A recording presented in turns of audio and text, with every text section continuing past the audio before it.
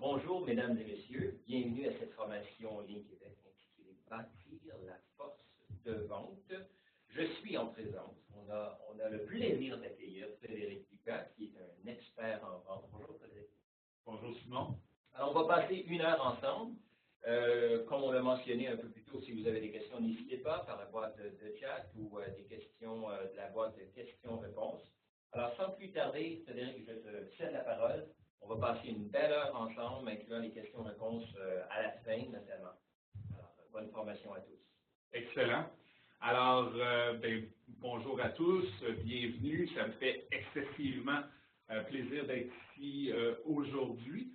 Pour ceux qui ne me connaissent pas ou peu, je suis Frédéric Lucas, je suis un expert en performance de la force de vente et c'est moi qui va converser avec vous durant les prochains 50 minutes. Je dis converser parce que si vous êtes connecté à leur pile, vous n'avez peut-être pas eu la chance d'entendre que tout au long de la présentation, vous pouvez utiliser la fonction chat et questions-réponses sur votre interface WebEx pour nous soumettre vos questions et échanger avec nous. Et on va prendre vos commentaires tout au long de la présentation. Donc, effectivement, j'espère intégrer certains des questions et des défis de l'audience à ce que je vais pouvoir dire. Donc, je suis expert en performance de la force de vente. En plus de donner des webinaires, je blogue de façon régulière. Alors, pour ceux qui ne le sauraient pas ou qui seraient intéressés, vous pouvez vous rendre au primaressources.com/blog et vous inscrire. Je publie de 2 à 4 fois par semaine des articles qui portent justement sur la force de vente. Ces articles-là sont inspirés de mes interventions en entreprise, de mon travail avec des entrepreneurs, des chefs d'entreprise, des leaders en vente. Donc, c'est ce qui me sert d'inspiration, de source. Je parle de différentes problématiques, encore une fois, que je rencontre, des erreurs qui sont commises, des choses à faire, à ne pas faire.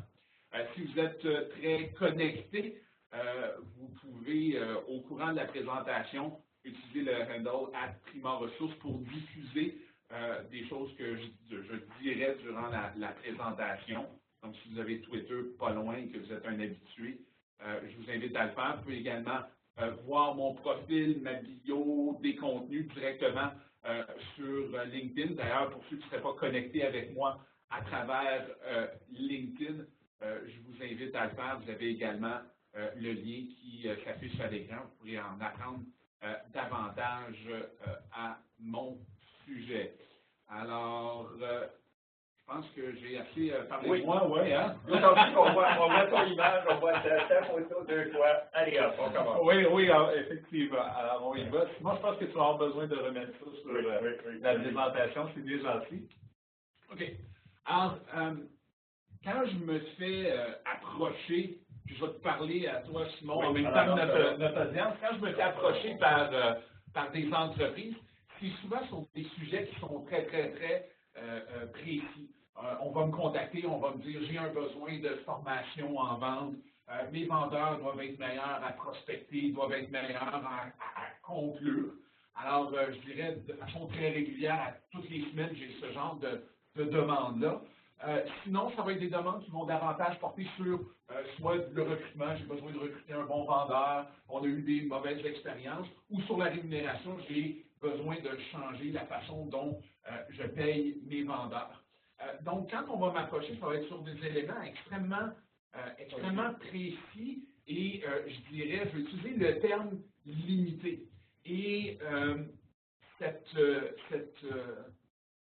approche-là, ou le fait qu'on m'approche avec ces problématiques très précises, sont aussi démonstratives du problème. En fait, quand on regarde la formation en vente, quand on regarde le recrutement, la rémunération, ce sont des éléments, qui font partie d'une beaucoup plus grande composante. Quand on parle de formation en vente, c'est pour habiliter sa force de vente.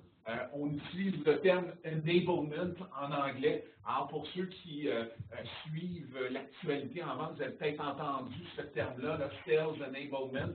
La traduction serait habilitation en vente. Et la formation est un élément qui permet l'enablement, l'habilitation de la force de vente, on va en parler davantage. Quand on parle de recrutement et de rémunération, ce sont des sous-éléments, des sous-composantes de la gestion du talent en vente. Mais si on obtient une vue d'ensemble de ce à quoi il faut penser quand on parle de force de vente, on s'aperçoit que la formation en vente, le recrutement, la rémunération sont que des petits éléments dans tout le portrait.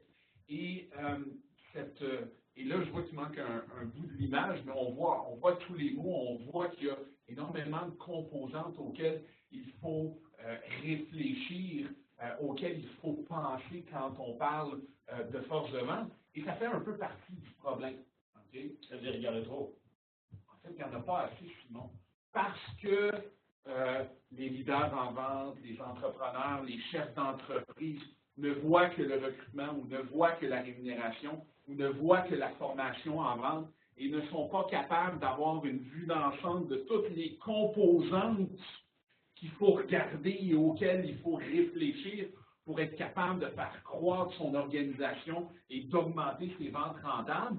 Bien, ils ont de la difficulté à résoudre des problèmes tenaces, des problèmes récurrents au niveau des ventes. Donc, par exemple, si on parle de croissance qui est stagnante, si on parle de, on va revenir vers la présentation, Simon, pour que je puisse expliquer les autres éléments. Donc, si on parle de croissance stagnante, mauvaise embauche, et là, j'en ai toute une liste d'éléments qui sont récurrents, disons, en termes de problématiques. Généralement, aux premiers abords, quand je parle avec un chef d'entreprise, on va me parler justement d'un problème de croissance, mais quand on creuse, là, on a vraiment toute la liste à l'écran qui s'affiche et qui déroule. Et parce que les entreprises ont tendance à se concentrer seulement sur un, deux, trois éléments et pas sur l'ensemble des composantes, mais ils ont de la difficulté à adresser ces problématiques-là, ces situations-là, et donc les situations demeurent et souvent la croissance va stagner à cause de ça, ou la croissance va être là, mais de façon très, très faible. D'ailleurs, à cet effet-là, Simon, je t'inviterais peut-être à partager avec l'audience la question du sondage numéro 1 qu'on a préparé. Je serais curieux de savoir justement quels sont les domaines dans lesquels les participants sentent qu'ils ont le plus besoin d'aide ou là où la situation est la plus urgente. Donc, pour les participants, je vois que les gens ont déjà commencé à répondre. Je vous invite donc à regarder la question sondage et à cliquer à votre écran sur une des options. Je regarde ça, Frédéric, puis je ne suis pas un spécialiste comme toi, puis j'ai de la misère à différencier performance des ventes, gestion des ventes. Alors, les gens semblent avoir une problématique, un défi au niveau des performances des ventes, c'est-à-dire que les ventes ne sont pas assez élevées. Effectivement. La différence entre la gestion et la structure. C'est une bonne question. Donc, quand je parle de performance des ventes, on va parler de ratio de conclusion. Les ratios de closing ne sont pas assez élevés. Okay. Le cycle de vente s'étire, il est trop long, il devrait être plus court. Le coût des ventes est trop élevé, ça coûte trop cher faire une vente. C'est plus vrai dans certains domaines. C'est vrai dans certains domaines plus que d'autres, dépendant de la vente moyenne du profit qui est généré. Quand on parle plus de gestion des ventes, ben on parle justement là, des directeurs des ventes en place. Est-ce que le coaching est là? Est-ce que la motivation est là? Est-ce que la gestion des ventes qui est faite, est-ce que vous êtes capable de savoir si ça crée un impact au niveau des résultats? Bien, les entreprises ont un gestionnaire des ventes en place. Ils n'ont aucune idée si effectivement la performance de l'équipe est meilleure grâce à leur directeur. Je dis tout de suite, dans bien des cas, la réponse à ça est non, mais les entreprises sont capables de performance. Qui se posent la question. Donc, si vous demandez si la gestion des ventes a un impact sur la performance, probablement, effectivement, vous devriez avoir C dans votre choix de réponse. C'est probablement une des autres urgentes. Donc, si vous posez la question si votre gestion des ventes est efficace, vous avez probablement la réponse en même temps. Et la structure des ventes, ça serait quoi? La structure des ventes, c'est les systèmes et processus. Donc, est-ce que les systèmes et processus qui supportent une force de vente performante sont en place? Donc, dans quelques instants, on va parler de processus de vente. Donc, ça, c'est un élément qui rentre dans la structure des ventes, mais il y a tout un paquet de processus donc, qui va soutenir la force de vente, qu'on parle du recrutement, qu'on parle de l'intégration des nouveaux vendeurs, comment on les intègre, qu'on parle... Pardon? Je ne veux pas induire les gens en erreur. Le recrutement est là, cependant. Le recrutement est effectivement là. Comment on va motiver les gens va faire partie de la structure des ventes. Okay. Comment on va les coacher, comment on va les tenir équitables, comment on définit les attentes également, comment on fait la revue de performance. Donc, tout ça est ancré dans des systèmes et processus qui permettent donc de soutenir la performance de la force de vente. Effectivement. Je dirais le premier, là, la performance des ventes, c'est un peu la catégorie large. Il y en a qui ont une compréhension assurément plus grande des autres éléments. Écoute, Simon, je vois que les couleurs ne bougent plus tellement. Peut-être regarder les résultats du sondage. Rien t'échappe. Les couleurs ne bougent plus. Non, le taux de réponse, merci d'avoir participé. Là, on a 80% à peu près. Effectivement, qui ont répondu aux questions. Alors, on est en train de fermer le sondage pour pouvoir partager les résultats. Oui. Vous devriez les voir à l'instant. N'est-ce pas? On nous fait signe que non. Partager. Ah. Peut-être le appliquer, Simon. Je me disais, en entrée de jeu, l'interface a changé. Merci, Frédéric. Alors, ils sont partagés. Excellent. Veux-tu les commenter avant de passer Effectivement. au sujet? Donc, performance des ventes semble avoir obtenu le plus de votes. Ça semble être l'élément. Mais c'est la catégorie large. C'est le symptôme de surface. C'est le symptôme de surface. C'est ce qu'on peut observer. La performance des ventes n'est pas là. Qu'est-ce qui cause le problème de performance? Bien là, on revient à l'image qu'on avait précédemment, là, avec toutes les composantes à l'écran. Oui. Ça peut être une de ces composantes-là, mais généralement, par expérience, c'est plusieurs de ces composantes-là qui ne sont pas là où elles devraient être, qui ne sont pas aussi développées qu'elles devraient être, et à cause de ça, ça crée des problèmes de performance en vente, ça crée les problèmes là, qui sont à l'écran et que nos participants sont en mesure de lire. Donc, et puis, corrige-moi si je me trompe, mais bien souvent, on est au courant du symptôme, on n'est pas au courant des raisons. Des raisons qui sont en arrière, effectivement. Et aujourd'hui, c'est un petit peu ça que je veux faire, Simon. Je pense que ça dresse bien la table.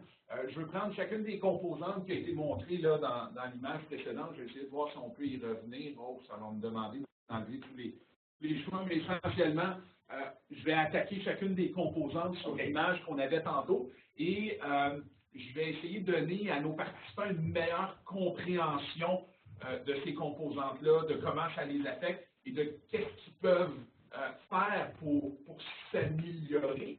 Puis je vais le faire un peu dans peut-être un ordre de priorité. Naturellement, si on regarde tous les éléments qui sont à l'écran, on ne peut pas tous les attaquer en même temps. Donc, on va peut-être en attaquer une, deux, mais quand on travaille sur une ou deux composantes, c'est important de le faire en considération du reste. Alors, vas-y, on t'écoute. Donc là, on a parlé des problèmes. J'ai positionné rapidement la vue d'ensemble. J'ai positionné rapidement tout ce qu'il faut avoir en tête quand on réfléchit à quoi faire avec sa force de vente. Il faut également que je positionne, Simon, le contexte. Okay? Et le contexte, c'est la vente a changé. Depuis les 5 dernières années, la vente est en pleine transformation. Okay?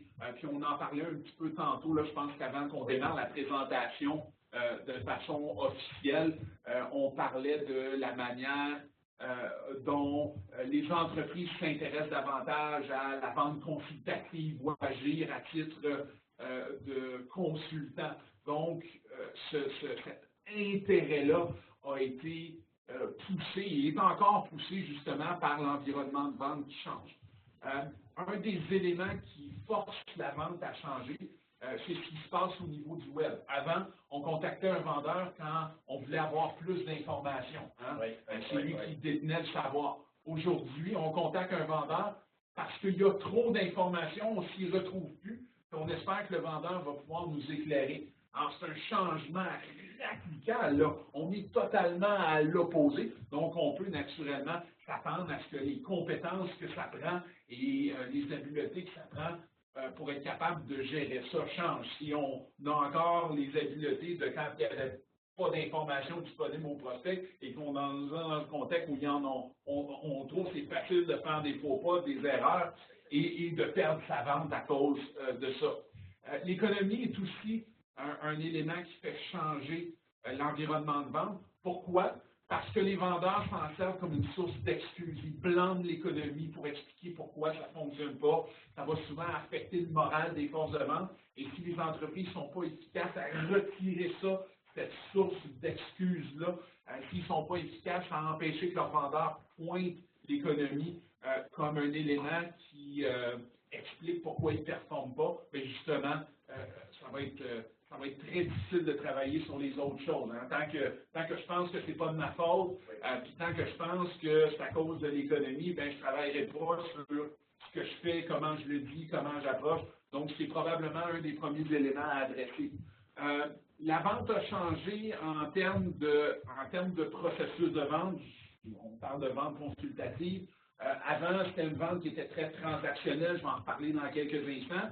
Et malheureusement, cette approche transactionnelle-là, axée sur la présentation, sur le pitch, sur les avantages, sur la démo, est encore très, très, très présente et mésadaptée au processus d'achat des clients potentiels. La façon dont les clients potentiels... Là, je ne parle pas dans le B2C, là, on n'est pas dans le consommateur. Je parle du B2B a énormément changé. C'est quoi la première chose qu'on fait? Hein, souvent, on va sur le web, on pose une question, c'est là où le processus d'achat commence.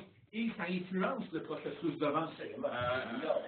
Donc, les gens arrivent à un autre endroit là, au niveau du processus de vente. Et il faut que les vendeurs soient capables de composer avec ça.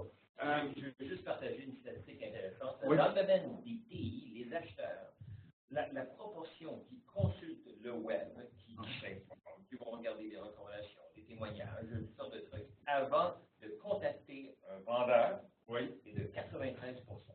J'ai aucune surprise à l'égard de ça. Et souvent, les gens vont dire « Ah oui, mais ça, c'est les gens de TI, c'est normal.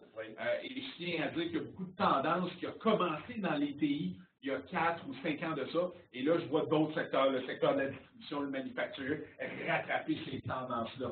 Donc, TI n'est pas dans un monde à part, ils sont juste un petit peu souvent en avant parce qu'ils sont dans les TI au niveau technologique, naturellement, mais les autres suivent. Donc, c'est pas si ça va arriver, c'est quand ça va arriver, puis il y a un élément inévitable là, par rapport à ça. Il y a des changements au niveau du pipeline. Le nombre d'opportunités dans le pipeline des représentants augmente, et si les entreprises ne sont pas proactives à disqualifier et à forcer leurs vendeurs à sortir ce qui est passif, ce qui ne bouge pas, bien, c'est très facile de perdre son temps, de perdre la visibilité, d'être encombré par ça. Donc, quand on parle d'habileté de gestion du temps, ça aussi, je l'entends souvent, on a besoin de mieux former nos vendeurs à gérer leur temps. Mais la première chose, c'est de regarder le pipeline, le processus de vente, puis le temps perdu à cause d'un manque de rigueur de ce côté-là. Finalement, d'identifier les vrais leads. D'identifier les vrais leads, les vraies opportunités et d'enlever celles qui n'avancent pas. Donc, de là, le mot passif, souvent, on n'a pas de nouvelles, on la laisse là, peut-être que ça va convertir. Donc, c'est une habitude à perdre. Et ce n'est pas nécessairement quelque chose que les vendeurs, les représentants vont avoir tendance à faire de façon naturelle. Il faut qu'ils soient guidés par leur gestionnaire des ventes à travers ça. C'est rassurant d'avoir plein d'opportunités. Oui. C'est vrai, oui, mais ça pose des prévisions de vente. Et ça c'est le plus gros problème. L'entonnoir, le haut de l'entonnoir de vente est plus difficile à alimenter. Est plus difficile quand on se fie encore sur les appels de prospection, le cold call pour remplir son pipeline. Les décideurs sont beaucoup moins disponibles qu'ils ne l'étaient avant. Il y a un an de ça, Simon, je disais que ça prenait 8 tentatives pour rejoindre un décideur. Cette année, on est rendu à 12 tentatives pour rejoindre un décideur. Donc, les entreprises qui se fiaient sur le Gold Call pour prendre des rendez-vous, pour alimenter leur pipeline, voient l'efficacité de ça descendre.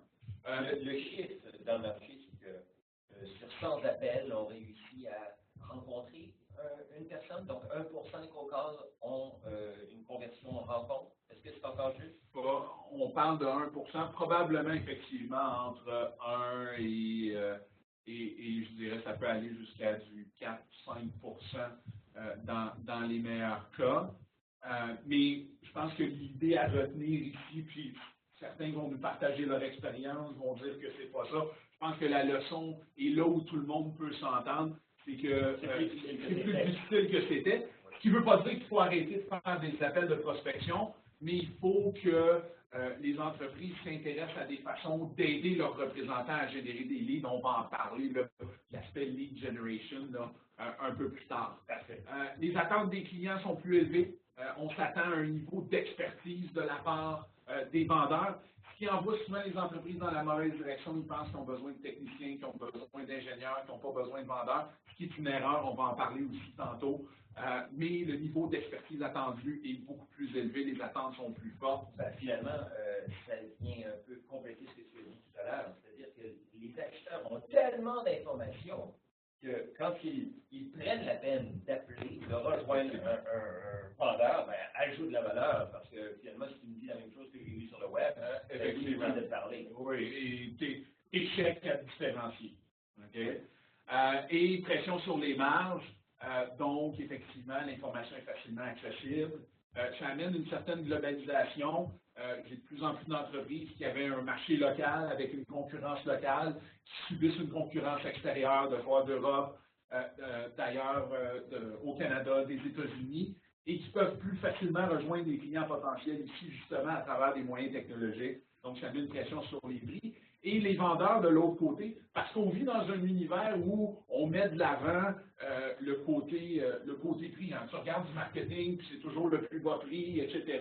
Ben, ça conditionne les vendeurs à penser qu'ils ont besoin d'offrir le meilleur prix et ça limite leur capacité à vendre la valeur que l'entreprise est capable d'offrir, à vendre la différence de prix de l'entreprise. Donc, plus ça va aller, plus ça va être difficile de trouver des vendeurs qui sont capables de vendre la valeur et qui ne sont pas vulnérables à cette pression-là des prix de la part des clients potentiels. Parce qu'il y a des compétences, il y a des éléments dans l'ADN de vente qui font que certains vendeurs, même si tout le monde vend sur le prix, eux sont capables de vendre la différence de valeur. Et bien souvent, c'est le conseil. Et ça passe effectivement par le conseil. Parfait. Alors, attaquons le côté infrastructure ou le côté structure des ventes, le côté processus de vente. Alors, ce que j'ai mis à l'écran, puis je dis, est-ce que ça me semble familier, c'est la séquence habituelle que je vois dans les entreprises avant que je commence à travailler avec elles. Ils vont souvent recevoir un lead, faire un appel de prospection, ils vont immédiatement se mettre en mode suivi par rapport à ça et très rapidement vont embarquer en mode présentation, démo, faire une démo du produit, faire une présentation de leur solution. Pour les compagnies TI, ça va se faire par le web, mais pour d'autres compagnies dans le manufacturier, ça va se faire de façon live. Et rapidement, on va passer à la solution, puis à la conclusion. Donc, c'est ce que j'ai l'occasion de voir le plus souvent, ou une variation de cette séquence-là. Et ce qui arrive le plus souvent, c'est que soit les vendeurs, soit les entreprises mettent ensemble cette séquence-là comme s'il y avait une espèce de lien de cause à effet. Si je fais des suivis, puis si je fais des présentations, ça va m'amener à des soumissions, puis je devrais éventuellement conclure quelque chose. Or, il n'y a pas de lien de cause à effet entre la présentation de notre solution et la probabilité qu'on fasse la vente. Donc, à cause de cette séquence-là, alors, à cause de cette séquence-là, ça mène à des ratios de conclusion qui sont extrêmement bas. Donc, les ratios baissent de plus en plus. Les ratios baissent. On parle d'un ratio de conclusion qui va généralement varier entre 12 et 18 %. Quand on regarde sur 100 soumissions qu'une entreprise va faire ou 100 présentations qu'une entreprise va faire, il y a généralement 12 ou 18 de celles-là qui vont convertir. OK? Je ne connaissais pas le chiffre, mais je m'attendais beaucoup plus élevé que ça. Non. Alors, il y a cette fausse, ou ce mythe-là, parce qu'on pense qu'il faut expliquer la solution pour que les gens achètent. Donc, on associe des choses dans notre tête où il n'y a pas de lien de causalité. Okay? Donc, ce n'est pas parce que je fais une présentation que j'augmente ma probabilité de faire la vente. Alors, okay? Et on va expliquer ça un petit peu plus loin. L'autre élément qui arrive avec cette séquence-là, c'est que nulle part là-dedans, il y a de l'espace pour que le vendeur puisse bâtir une relation avec son client potentiel. Alors, c'est intéressant. J'entends beaucoup les gens avec qui je converse, les leaders de vente, me parler de l'importance prépondérante de la relation dans le fait de faire une vente. Mais quand on regarde la façon qu'ils font une vente, il n'y a nulle part où le représentant a l'opportunité de bâtir justement cette fameuse relation-là. Alors, ce que tu dis, c'est que les vendeurs sont conscients, mais ne le font pas. Les vendeurs sont conscients que ça prend une relation, oui, mais ça ne se reflète pas dans la façon dont ils vendent. Okay? Donc, très, très, très rapidement, ils vont passer en mode présentation, en mode soumission. En fait, l'erreur qui est commise, c'est d'aller trop vite à la démo, à la soumission. Les représentants et les entreprises doivent aider leur force de vente à ralentir, justement, à prendre leur temps. À analyser la situation du client, entre autres. À analyser la situation du client, à comprendre qu'est-ce que le client veut, à comprendre ses raisons d'acheter, à se différencier là-dedans, à se retrouver parmi cette multitude d'informations-là qui est disponible. Okay? Donc c'est ce que le représentant a besoin de faire. D'ailleurs, j'ai préparé quelques éléments là-dessus. Pour réussir, les représentants doivent cesser de parler de leurs produits, de leurs solutions, et ils doivent bâtir la confiance, ils doivent ralentir, se positionner comme conseillers, projeter une image d'intégrité et utiliser leur expertise pour être capable de différencier. Et ça se fait comment? Ça se fait à travers les questions qu'ils vont poser, la qualité des questions qui vont être posées, leur capacité à aider leurs clients potentiels à voir les choses différemment, à les voir sous un autre angle. Alors, si je reviens à la séquence qu'on avait à l'écran précédent, il n'y a pas de place pour faire ça.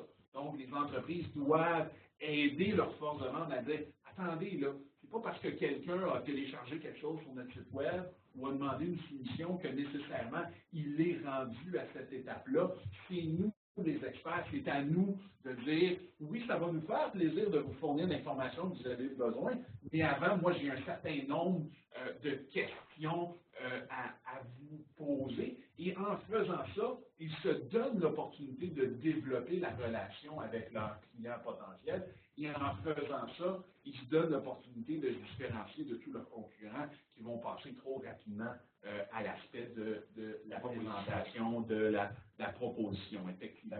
Donc, il y a un besoin pour les entreprises de structurer leur processus de vente, de structurer leur approche en des étapes formelles avec des objectifs à atteindre, des critères à valider dans chacune de ces étapes-là pour permettre aussi aux représentants de guider leurs efforts dans les ventes qu'ils sont en train de faire avec leurs clients potentiels. Alors, en bref, là, le processus de vente, c'est un peu la science derrière la vente. Ce n'est pas quelque chose qu'on improvise.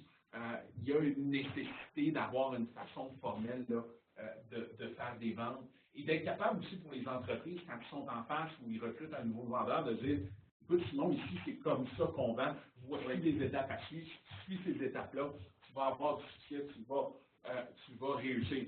Donc, cette structure-là, ce processus-là suggéré par l'entreprise, c'est le rôle du directeur des ventes de l'inculquer à ses vendeurs. De l'enforcer, effectivement, de tenir sa force de vente imputable, de l'utiliser. Oui. Et parce qu'on a des étapes, parce qu'on a une séquence, on est capable d'avoir des meilleures prévisions de vente. Pourquoi les prévisions de vente sont pas fiables? Parce qu'ils ne sont pas appuyés en arrière sur un processus de vente formel, structuré avec des étapes et des critères qui sont qui augmentent la probabilité de faire la vente. Des critères où il y a ce lien de causalité-là. OK?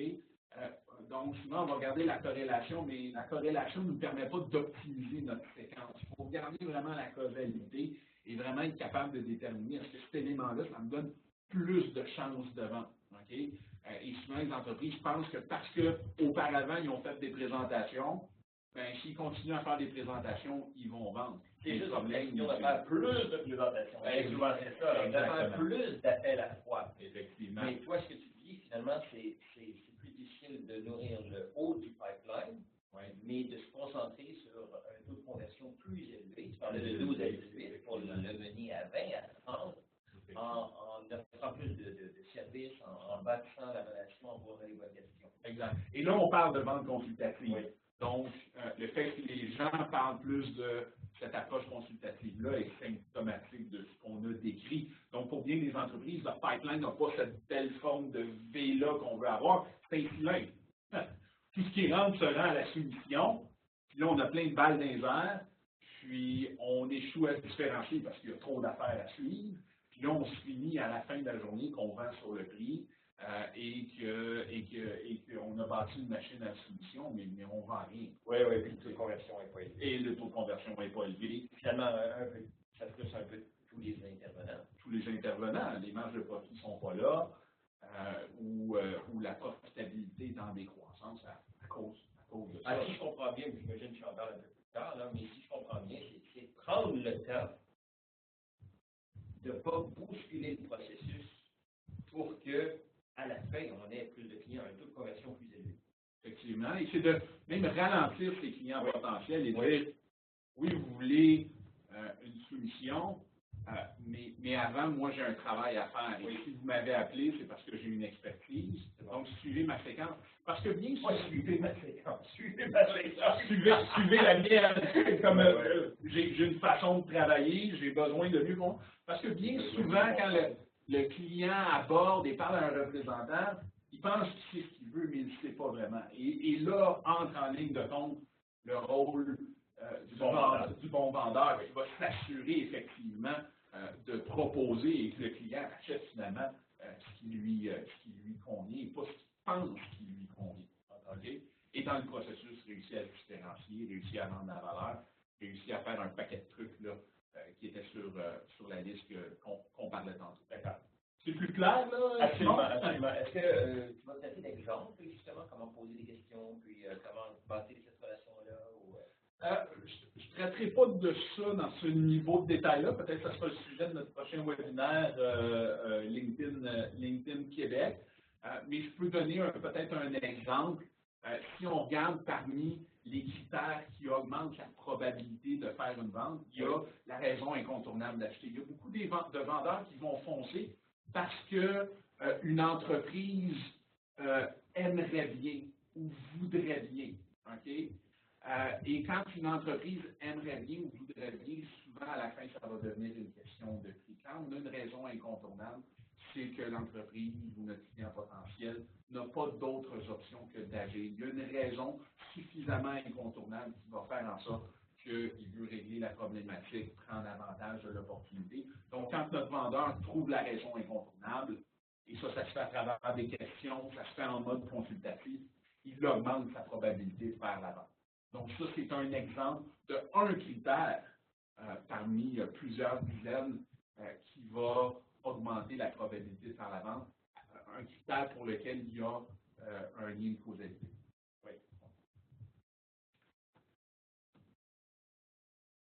OK. Donc là, on a parlé du processus de vente, on a parlé de la structure, on a parlé d'un autre aspect qui est le message de vente. OK? 94% des compagnies ont un message de vente qui est inefficace. Okay? Et il est inefficace parce qu'il n'est pas différent, puis excuse le terme, mais il est plat. Okay? Il n'est pas mémorable. Puis vous ferez le test avec de vos fournisseurs ou avec des fournisseurs potentiels, demandez-leur ce qui les différencie, et je vous garantis que ça va être probablement un des 3 premiers éléments. Soit la qualité, soit le service, soit l'expertise.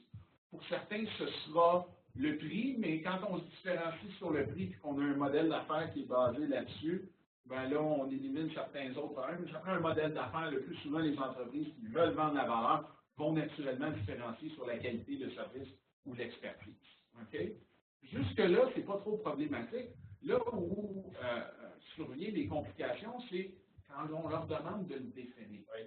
On a un bon service ici, mais qu'est-ce qui, dans votre service, fait qu'il est particulièrement bon? Là, il y a des citations, là c'est moins clair. Là, tu parles d'une question que le client adresse ou que le représentant ne sait pas la réponse? Les deux. Ouais. Okay.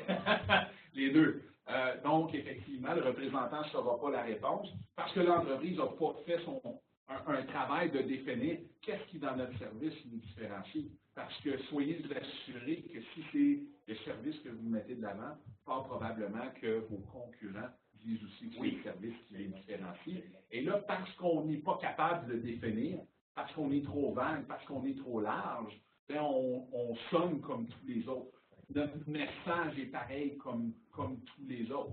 Et c'est pas rare que je vais voir certaines entreprises qui disent « Nous, c'est la qualité qui nous différencie. » Et quand on travaille avec eux sur leur message de vente, qu'on parle avec leurs clients, puis qu'on fait tout le travail qu'on fait pour justement avoir un message de vente efficace, on s'aperçoit que ce n'est pas la qualité, mais c'est finalement l'expertise qui, de façon réelle, les différencie. Donc, ils n'étaient même pas sur le bon élément. Ce qui ne veut pas dire qu'ils ne font pas de la qualité. Ce qui veut seulement dire que ce n'est pas la qualité comme ils pensaient qui les différenciait, mais plutôt le service. Donc, il y a une nécessité pour les organisations de définir au-delà de est-ce que c'est le bon service qui vous différencie, qu'est-ce qui, dans le bon service, ils doivent être capables d'étoffer ça. Et c'est ton rôle du directeur de vente d'identifier ça pour les représentants. Le directeur des ventes peut avoir un rôle là-dedans, mais souvent, il n'a pas tous les outils et toutes les compétences. Et tous les ressources, souvent, il y en a déjà plein son chapeau. Il y a un paquet de choses à adresser. Et généralement, et ça fait partie du problème, les entreprises s'attendent que le directeur des ventes le fasse. Le directeur des ventes n'a pas le temps de l'adresser. Et là, finalement, ça ne se fait jamais. Et c'est un peu pourquoi les entreprises nous demandent de l'aide. C'est justement parce qu'à l'interne, soit ça ne se fait pas, soit ils ne détiennent pas l'expertise pour être capable de le faire de façon disciplinée, rigoureuse, pour avoir un message qui est capable de faire écho, qui est capable d'accrocher leurs clients potentiels, qui est capable, quand j'ai un bon message de vente, là, je devrais le dire de façon concise, puis mon client potentiel devrait être capable de dire oui, c'est ça, je reconnais dans ce que tu dis. Je m'identifie aux problèmes dont tu me parles. Donc, souvent, le message va être basé sur les caractéristiques, les avantages du produit. Le dialogue va être très technique. Tu sais, tantôt, je parlais, les entreprises pensent que les clients recherchent de l'expertise, vont mettre un technicien ou un ingénieur ou vont penser qu'ils ont besoin de ça. Et ça donne un discours très technique et très décalé des problèmes que permettent de résoudre le produit ou la solution. Donc, dans le message, c'est de s'intéresser pas aux avantages, aux caractéristiques, mais ça change quoi dans le quotidien de mon client potentiel? Quel problème que lui vit, ça va résoudre? Quel est le gain aussi pour mon client potentiel? Il gagne quoi avec ma solution ou avec le produit que j'ai à lui proposer? Et d'axer donc le message autour de ça. Parmi le message, pour revenir sur... C'est toujours l'angle du client, finalement. C'est pas l'angle du vendeur avec les caractéristiques techniques. Frédéric, en termes de temps, là, je sais qu'on pourra en parler pendant des heures. C'est toujours passionnant de t'écouter. Est-ce qu'on est pas mal selon les prévisions? On est selon les prévisions, absolument. Il faut prendre le temps de comprendre pourquoi ces clients potentiels-là achèteraient de vous, et pourquoi ils l'achèteraient maintenant versus de repousser dans le temps. Donc, au cœur d'un message de vente efficace, il y a ces 4 grandes questions-là qui permettent aussi d'éloigner la conversation de celle du prix, qui permet de ne pas donner l'impression à notre client potentiel qu'on aura le meilleur prix. Quand on parle de ces éléments-là, on a une conversation de qualité avec nos clients potentiels et c'est ce qu'on cherche. Okay? L'aspect gestion des ventes est une autre de ces composantes-là que j'ai parlé tantôt. On parlait de gestion des ventes efficaces. Nos statistiques indiquent que seulement 14% des les gestionnaires réussissent à avoir, les gestionnaires aux ventes réussissent à avoir un impact sur la performance de leurs vendeurs. Et la raison pour laquelle la statistique est aussi basse, c'est entre autres parce qu'ils ne passent pas assez de temps à coacher leurs vendeurs et qui ne détiennent pas les bonnes questions et les bonnes compétences pour être capables de les coacher de façon efficace. Souvent, ce que je constate en gestion des ventes, c'est que le directeur va questionner son vendeur sur « Puis Simon, comment ça a été sur ton corps? Ça a-tu bien été? » Oui. Et là, on va rentrer dans l'histoire, on va rentrer dans la subjectivité. Alors, moi, je veux de l'objectif. Okay? Je ne veux pas l'histoire, je ne veux pas l'interprétation du vendeur. Je veux des faits. Et de par les questions qui sont posées, les gestionnaires n'exigent pas ou ne font pas en sorte que les représentants livrent les faits sur les opportunités spécifiques, mais rentrent dans leur interprétation de ce qui s'est passé, ce qui mène encore là à énormément d'incertitudes dans les prévisions de vente. Quand tu parles de faits, Eric, c'est quoi? Est-ce que ce sont des indices de performance, ce sont des chiffres, ou ce sont des réponses à des questions précises? Ce sont des réponses à des questions précises. Voici la raison incontournable de notre client potentiel. Voici combien coûte la problématique ou l'opportunité identifiée. Voici qui sont les personnes qui sont impliquées, qui sont les personnes qui sont concernées par la problématique. Voici le résultat de notre discussion sur combien ça pourrait coûter résoudre cette problématique-là. Donc, ce sont des réponses à des questions précises. Donc, à nos participants qui sont gestionnaires des ventes, je leur suggère dans leur coaching de remplacer la question de comment ça s'est passé et la question subjective par à la place comment ça s'est terminé. Quel a été le résultat? Quelle a été la décision qui a été prise avec le client potentiel? Et déjà là, notre conversation part de l'interprétation du vendeur de la situation à ça s'est fini comment? Ça a été quoi le résultat? Et ça, c'est indiscutable. Okay? Donc, notre point de départ, on part de la cause, et là, on est capable de remonter à l'effet. Donc, notre fameux principe de cause à effet se retrouve ici.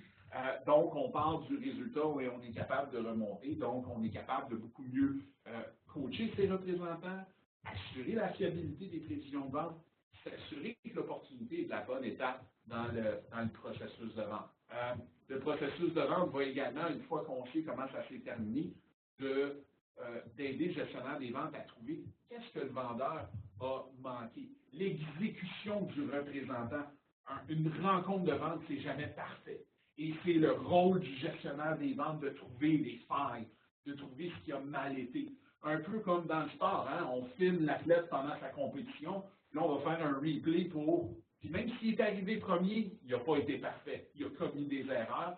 C'est pas parce qu'il a été premier et qu'il a gagné qu'on va devenir complaisant à l'égard de ça. On va quand même faire une analyse rigoureuse parce que là, ça lui a peut-être pas coûté la victoire, mais la prochaine fois, c'est peut-être ce qui va lui coûter la victoire. Donc, on ne laisse aucun détail au hasard. Et c'est le rôle du gestionnaire des ventes de faire ce replay-là à travers le coaching qu'il fait avec ses représentants pour identifier les failles, pour challenger ses représentants et pas prendre tout ce qu'ils disent pour, excusez l'expression, mais pour du cash. Donc, de remettre en question, comme les vendeurs doivent remettre en question ce que les clients potentiels vont leur dire, vont leur partager.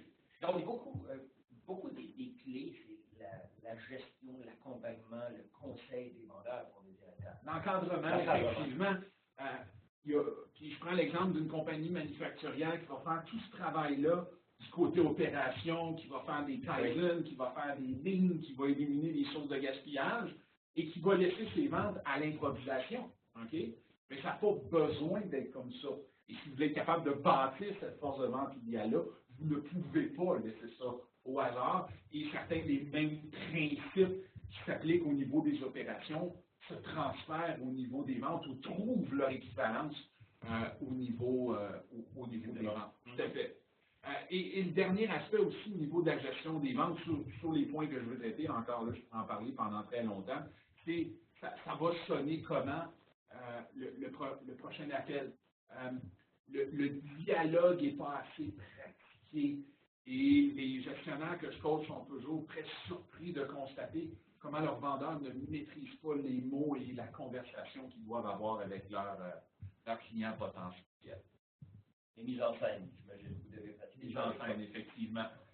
D'ailleurs, je fais un lien avec le sujet de la formation en vente. J'ai beaucoup d'entreprises qui ont eu des mauvaises expériences de formation en vente ou qui veulent faire de la formation en vente sans les 4 composantes qui sont à l'écran.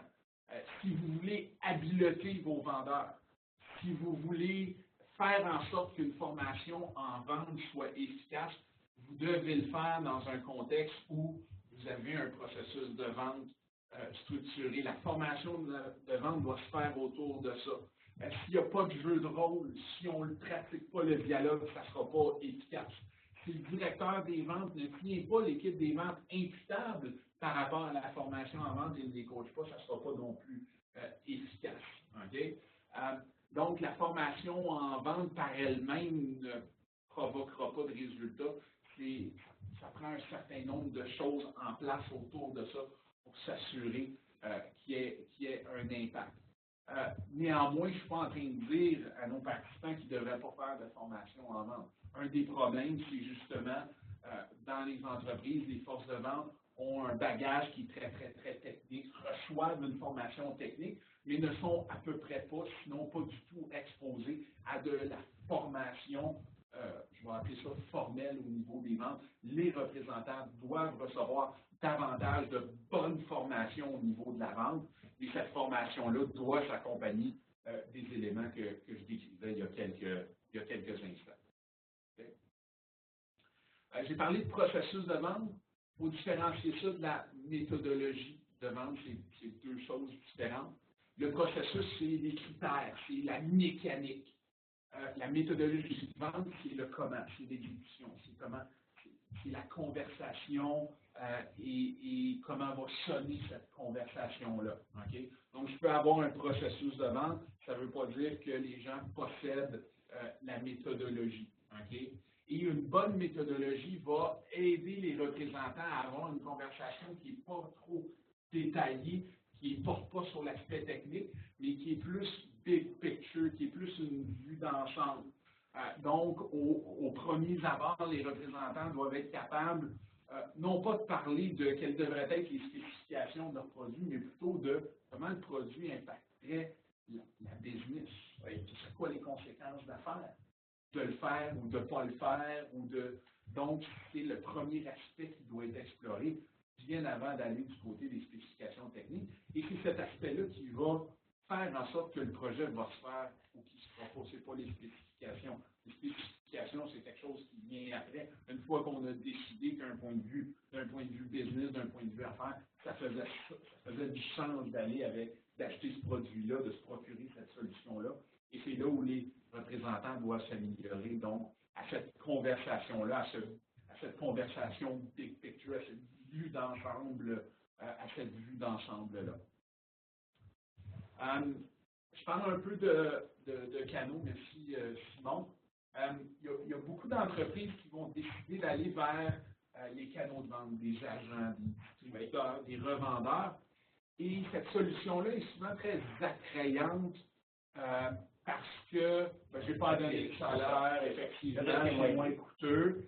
Et moins rapidement, ces entreprises-là vont s'apercevoir qu'il y a plusieurs problèmes qui viennent avec les canaux et que finalement, les ventes qu'on pensait avoir, parce que notre agent est présent à travers toute la côte est américaine, ne sont pas au rendez-vous.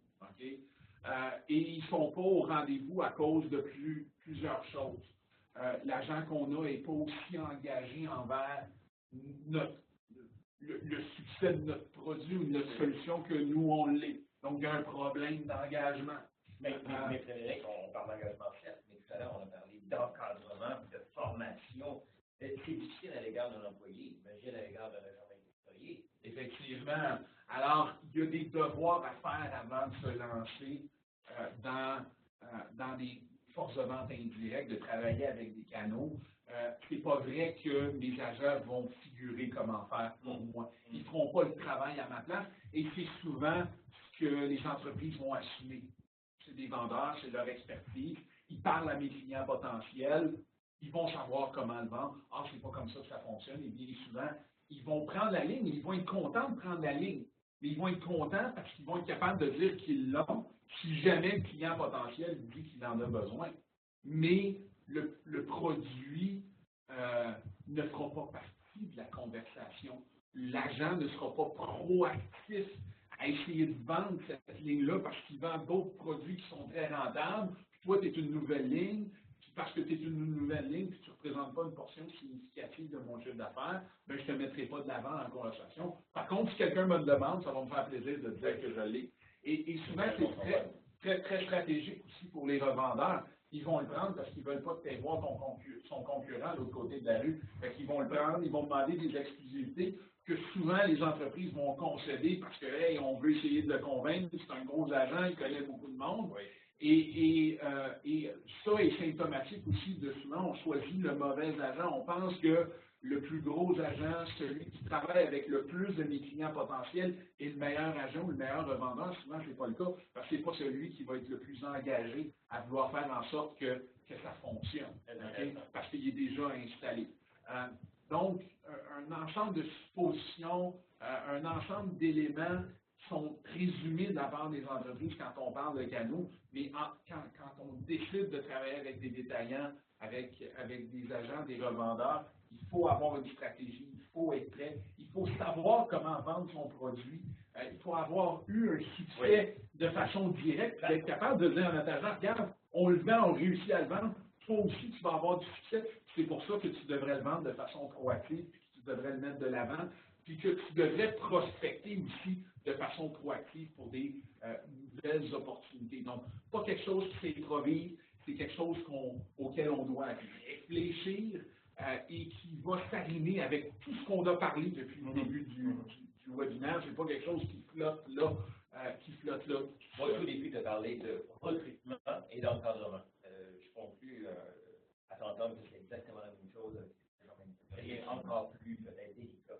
Encore plus délicat parce que je ne peux pas imposer, je ne peux pas forcer, alors il faut que je le fasse par la relation, par la confiance que j'établis avec eux, par le respect qu'ils ont pour moi. Et la rentabilité de ta ligne aussi. Et la rentabilité qui va venir après si j'ai leur engagement à me mettre de l'avant, à faire partie de la conversation, à ce que je sois développé de façon, à ce qu'eux développent pour mon produit ou ma solution de façon proactive.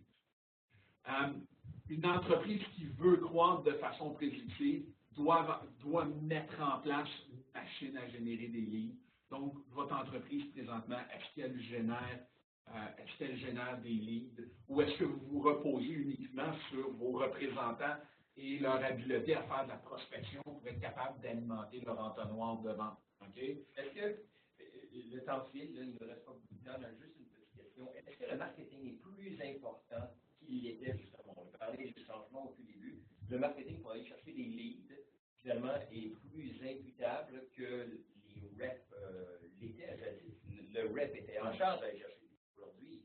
En fait, l'alignement entre le marketing et les ventes est plus important que jamais. Et le marketing caresse souvent le rêve de pouvoir faire des ventes sans des vendeurs.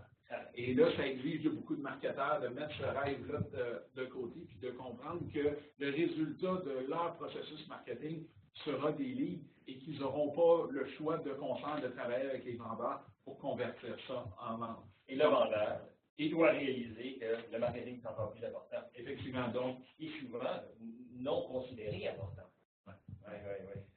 Donc, il y a un travail, mais la clé est dans l'alignement entre les deux. Okay? Les entreprises qui maîtrisent le mieux et qui forcent le plus cet alignement-là vont réussir à croître plus vite que leurs semblables. Okay? La nature de ce qui va générer des leads aussi au niveau du marketing va changer, mais l'idée ici, c'est de dire, est-ce que vous êtes capable de complémenter les efforts de vos vendeurs, vous aussi, en tant qu'entreprise, en fournissant des leads à vos vendeurs et en intégrant ça dans votre modèle de vente, dans ce que vous avez à proposer à vos vendeurs pour leur dire, hey, regardez, vous allez avoir du succès ici parce que non seulement le produit se vend bien, mais en plus de ça, on va vous aider à alimenter votre entonnoir. Je suis en erreur, mais une question a été posée lors de l'enregistrement et c'était la problématique numéro 1. On a besoin d'alimenter notre pipeline. Effectivement. Et tout ce qui est inbound marketing, marketing de contenu, offre quelque chose qui s'intègre bien, qui permet de bâtir une machine à générer des leads. Avant, ce qu'on faisait, c'est qu'on avait une équipe de télémarketing qui faisait des appels. Et là, on l'a dit tantôt, l'efficacité de ça diminue. Ça fonctionne encore, mais c'est plus difficile. Donc là, tranquillement, il faut être capable d'équilibrer ça avec d'autres stratégies. Cette stratégie-là, c'est le marketing de contenu. C'est ce qu'on fait aujourd'hui. Sinon, là, il n'y a pas de doute là-dessus. Puis ça revient à ce que tu disais tout à l'heure, c'est que le vendeur doit être un conseiller, le marketing de contenu, justement, ce sont des conseils. Et là, le marketing de contenu, effectivement, s'aligne très bien avec cette approche-là qui est consultative. Donc, il y a un alignement entre les deux. Une autre composante, c'est le capital humain. Comment vous développez vos gens, leurs compétences, leur ADN de vente, comment vous les mobilisez. Est-ce que vous faites un bon travail de fixer des attentes, d'éléments d'alignement qu'on parlait il y a quelques instants. Donc, ça doit faire partie des choses qu'on réfléchit. Souvent, on va regarder le côté compétence quand on forme au niveau des ventes, mais on n'adressera pas le côté ADN de vente. L'ADN de vente, c'est caché, c'est en arrière, et ça affecte directement l'exécution. Je te donne un exemple. Si mon besoin de me faire aimer par mes prospects est plus important que mon besoin de me faire de conclure la vente, ben, je vais avoir de la difficulté à conclure mes ventes. Et je dois non seulement aider les vendeurs à développer leurs compétences à conclure, mais aussi travailler sur leurs besoins d'approbation pour s'assurer que ça ne vienne pas interférer avec ce qu'ils doivent faire sur le terrain. Beaucoup de gens qui nous écoutent probablement ont coaché des vendeurs sur les mêmes problèmes fois après fois après fois, puis on dirait que le message ne passe pas. C'est l'ADN. C'est l'ADN de vente. Ouais. Effectivement, il y a un problème d'ADN. C'est au recrutement que ça travaille. C'est au recrutement, mais il y a aussi des façons à travers le développement d'adresser l'ADN de vente. Il faut que ça soit proactivement ciblé là, dans le plan de développement de votre capital humain au niveau des ventes. Est-ce qu'on approche de la fin? On approche de la fin, Simon. C'est mon dernier élément. Okay. Le dernier élément, c'est la gestion des talents. Donc, qu'est-ce que vous faites pour attirer des candidats de qualité? Qu'est-ce que vous faites pour les sélectionner? Avez-vous un processus de recrutement en place qui permet de trouver des bons vendeurs? Est-ce que vous avez une rémunération qui permet d'attirer des bons vendeurs d'ailleurs, mais également de les retenir? Puis, comment vous les intégrez? Comment vous les amenez à pleine performance, ces vendeurs-là? Donc, tout l'aspect de gestion du talent qui doit également faire partie de la réflexion. Avec tout ça, puis on a couvert énormément de choses là, dans les 50 minutes qu'on avait ensemble, malgré mes efforts pré-webinaires d'en éliminer. Et naturellement, je n'ai pas tout traité.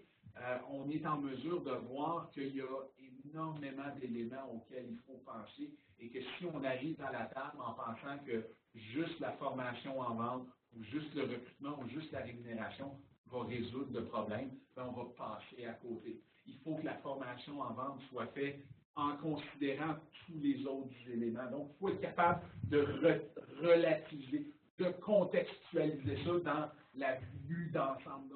Et c'était ça l'objectif aujourd'hui, c'était d'amener nos participants à avoir une meilleure vue d'ensemble et d'avoir une considération de tous ces éléments-là qui doivent flotter dans leur tête quand ils pensent à augmenter leur vente, puis bâtir la force de vente idéale.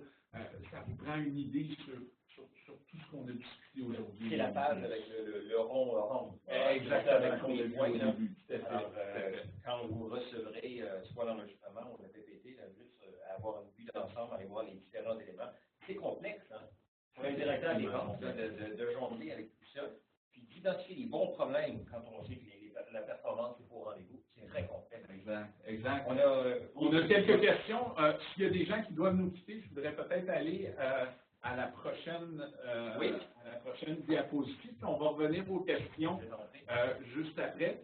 Alors, pour ceux qui voudraient justement entrer dans davantage de détails, on a un programme d'entraînement intensif au leadership en vente qui va se faire à la fin novembre. Donc, s'il y a des gens qui veulent participer, vous allez recevoir donc le lien vers ça. D'ailleurs, Simon, tu peux peut-être le mettre dans la zone de clavardage ou de... Comment se fonctionne tel programme? Comment se fonctionne un tel programme? Donc, essentiellement, c'est une journée que je vais passer. Et dans cette journée-là, ce sont les participants qui font l'agenda. Donc, j'aurai entre 20 et 30 leaders en vente, chefs d'entreprise, entrepreneurs. Et je vais passer environ la première demi-heure de cette journée-là à demander aux participants quels sont les défis, les problématiques, et basé sur ce qu'ils vont me partager dans la première partie de cette journée-là, je vais l'utiliser pour structurer le reste de la journée. Donc, ça va être un contenu qui va être 100% formaté à l'audience et à ce qu'ils veulent savoir et les problèmes qu'ils vivent. Donc, c'est une formule qui fonctionne excessivement bien, qui est très populaire. Donc, pour ceux que ça intéresse, vous pouvez donc vous inscrire à ce programme d'entraînement-là. C'est Emeline qui est avec nous, qui nous fait signe. Emeline, pour les gens qui veulent s'inscrire, comment ça fonctionne? Le lien est dans la section chat. Là. OK. Et puis, vous accueillez combien de personnes dans cette formation? Généralement, on va accueillir entre 30 et 50 personnes. Et si tu veux remettre sur la diapositive, Simon, on a aussi un code promotionnel. Donc, pour les participants au webinaire d'aujourd'hui, vous avez un rabais donc sur l'événement. Donc, si vous rentrez le code promotionnel LQWeb14, les gens vont être capables d'avoir un rabais pour s'inscrire à cet événement-là qui va avoir lieu à la fin du mois de novembre. Donc, je reviens aux questions. Je ne sais pas si ça a questionné beaucoup pendant notre webinaire, pendant ma présentation, Simon. C'est plusieurs questions. Je suis sûr que ça fait réfléchir les gens. La dernière, est-ce que LinkedIn est un outil potentiel pour générer des leads? Est-ce que LinkedIn, je pense que tu es le mieux placé pour répondre à cette question-là, mais oui, effectivement, de mon expérience, LinkedIn est un outil qui permet de générer des leads et qui s'arrime très très bien avec une stratégie de contenu. Absolument. Il faut considérer LinkedIn finalement comme une grande base de données dans laquelle vos clients potentiels sont. Alors, ces 2 millions de Québécois, pour alimenter un pipeline, évidemment, il faut trouver nos cibles.